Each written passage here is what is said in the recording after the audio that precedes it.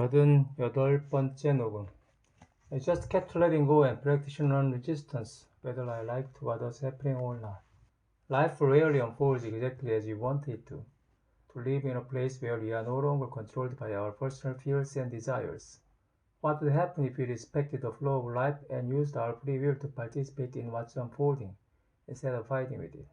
Is it really reasonable for us to assume that nothing good will happen unless we force it to? Am I better off letting go of what I want and serving the same forces of reality that managed to create the entire perfection of the universe around me? My story is the story of what happened. The assertion of will was guided by what life was doing instead of what I wanted it to be doing. The premise. Sitting alone in a six-seater private jet at 40,000 feet is a very peaceful place. I fell into meditation and my mind became very still. When I opened my eyes, I observed the tremendous difference in my environment from when I had first moved out to the woods to be alone and meditate. Though I still lived in those same woods, my place of solitude had grown into a thriving yoga community, and I had become CEO of the public corporation that life had somehow magically manifested around me. It was now perfectly clear to me that all of these life experiences, including running a business at this level, were doing as much to free me spiritually as my years of solitary meditation. Just as Hercules used the flow of rivers to clean out the ocean's tables, so the powerful flow of life was cleaning out whatever was left of me. I just kept letting go and practicing non-resistance, whether I liked what was happening or not. It was in this frame of mind that I was flying off to Texas to discuss the $1 billion merger offer for my company from a powerful CEO whom I had never even met. My reflection, May 1999. Life rarely unfolds exactly as we want it to. And if we stop and think about it, that makes perfect sense.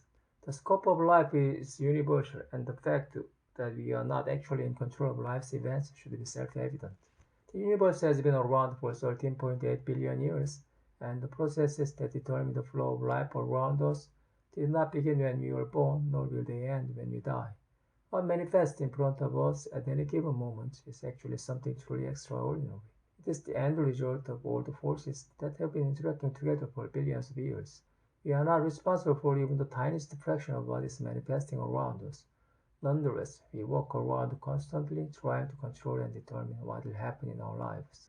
No wonder there is so much tension, anxiety, and fear. Each of us actually believes that things should be the way we want them instead of being the natural result of all the forces of creation. Every day we give precedence to our minds thoughts over the reality unfolding before us.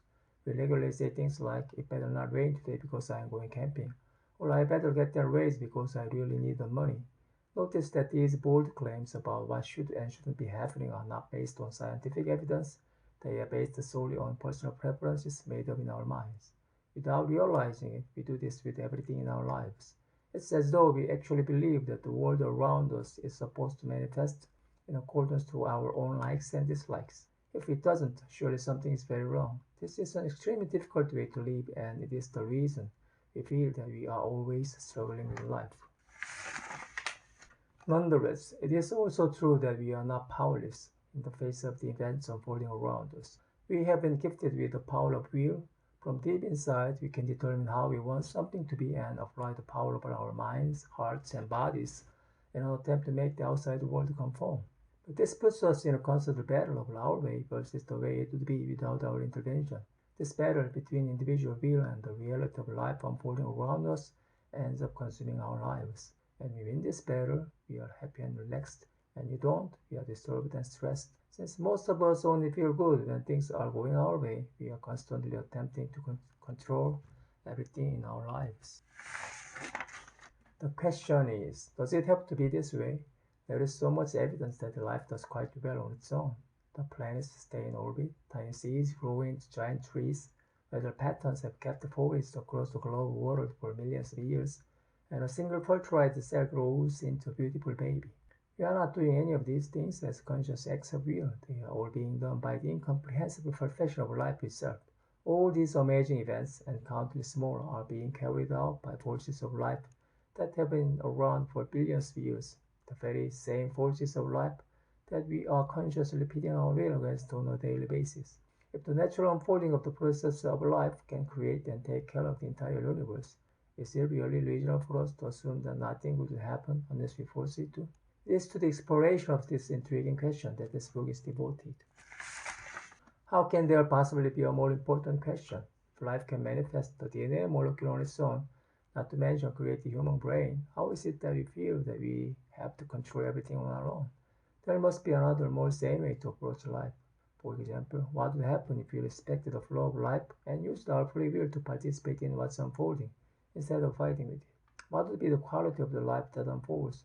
Would it just be random events with no order or meaning? Or would the same perfection of order and meaning that manifests in the rest of the universe manifest in the everyday life around us? What we have here is the basis for an amazing experiment. At the heart of the experiment is a simple question. Am I better off making up an alternate reality in my mind and then fighting with reality to make it be my way? Or am I better off letting go of what I want and serving the same forces of reality that managed to create the entire perfection of the universe around me? This experiment would not be about dropping out of life, it would be about leaping into life to live in a place where we are no longer controlled by our personal fears and desires. For lack of a better name, I have called this the surrender experiment, and to the best of my ability, I have devoted the last 40 years of my life to seeing where the flow of life's events would naturally take me. What happened over the course of these 4 decades is nothing short of phenomenal. Not only did things not fall apart, quite the opposite happened. As one thing naturally followed the other, the flow of life's events led me on a journey that would have been beyond my comprehension. This book shares that journey with you so that you can experience what happened when someone dared to let go and trust the flow of life. Let it be clear right from the start, however, that this type of surrender does not mean living life without the assertion of will. My story of these 40 years is simply the story of what happened when the assertion of will was guided by what life was doing instead of what I wanted it to be doing. My personal experience is that aligning one's will with the natural forces unfolding around us leads to some surprisingly powerful results. The only effective way to share the result of this great experiment is to allow you to see how I got pulled into living this way, and then allow you to experience the journey as I did. In what follows, you are about to encounter a set of life experiences that are bound to be very different from your own. I share these with you only because, as human beings, we have the extraordinary ability to learn from one another's experiences. You don't have to live as I did in order to be affected by what happened to me.